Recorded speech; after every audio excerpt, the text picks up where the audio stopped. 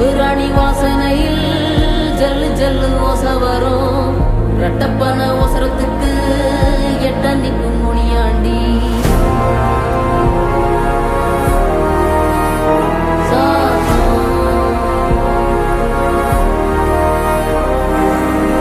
மசூதி வாசலில் மருண்டோடும் பெருஞ்சாத்தா தேவாலயத்தோரோ திமிரி வரும் தீப்பறவ